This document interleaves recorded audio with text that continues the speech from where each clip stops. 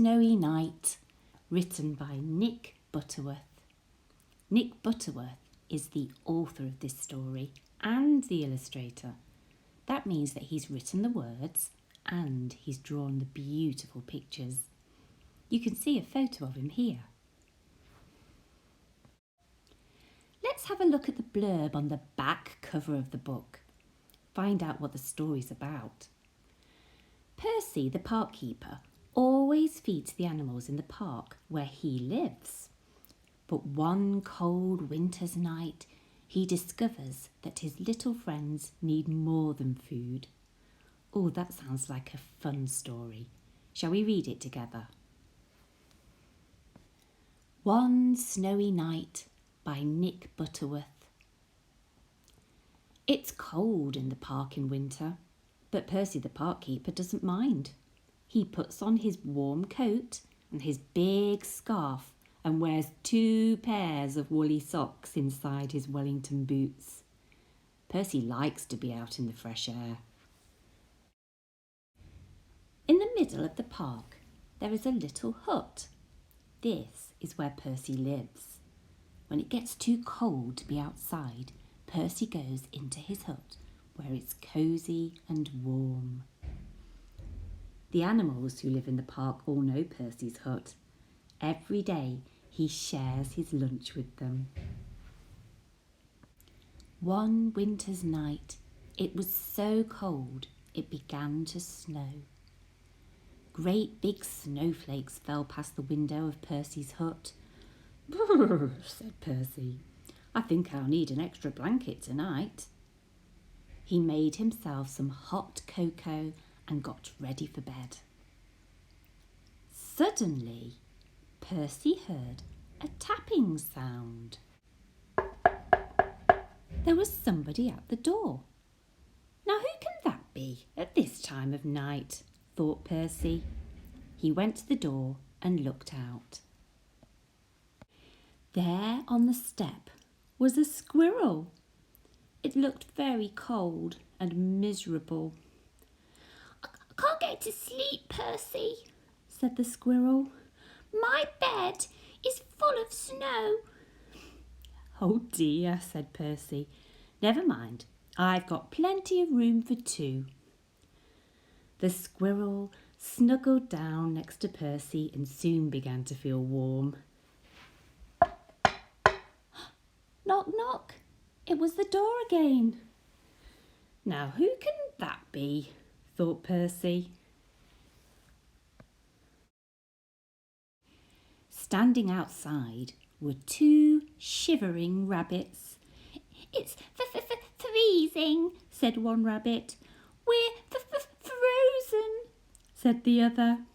"Oh, you poor things," said Percy. "Come in and warm up."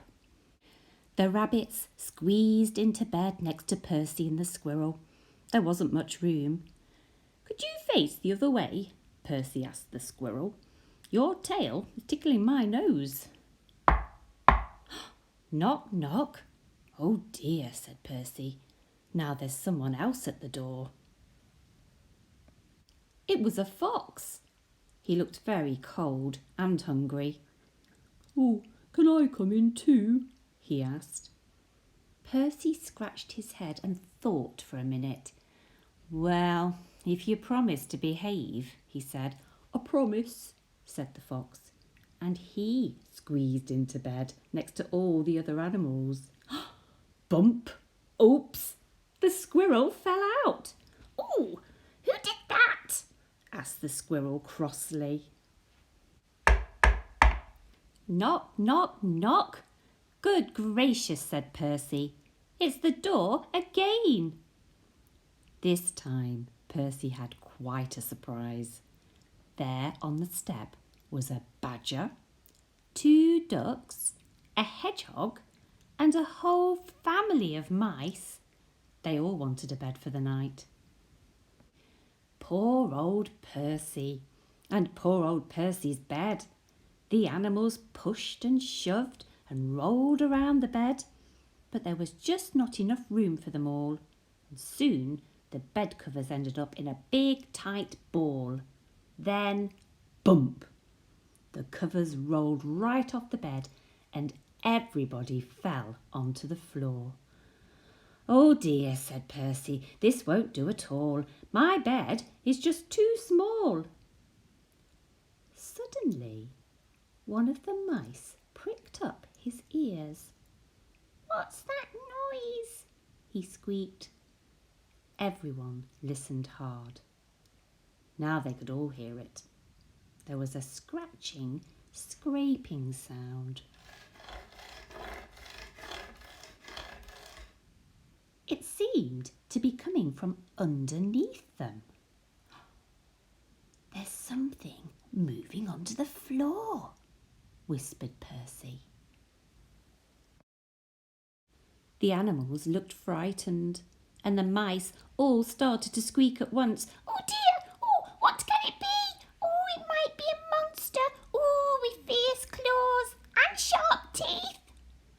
The noise grew louder and louder, and then one of the floorboards began to move. "Look out! It's coming up through the floor!" Suddenly, there was a loud creak. "Help!" cried the animals, and they all ran to hide. But Percy wasn't frightened. He started to chuckle. Then he laughed out loud. A small, dark head was sticking up through the floorboards. "This isn't a monster," said Percy. "It's a mole." "Oh, I'm sorry to burst in like this," said the mole. "I knocked on the door, but nobody heard me." Percy helped the mole up through the hole in the floor, sat him on his hot water bottle to get warm, and put the floorboard back. "It's all right, everyone," he called. "You can come out now." But nobody moved. Nobody stirred. Nobody wanted to come out. The squirrel was tucked away in the pocket of Percy's dressing gown. The hedgehog was in his coat. The fox and the rabbits, the badger and the ducks were all safely hidden away. The mice had even squeezed themselves into Percy's slippers. Everyone had found a cosy bed. "Well, I never," said Percy.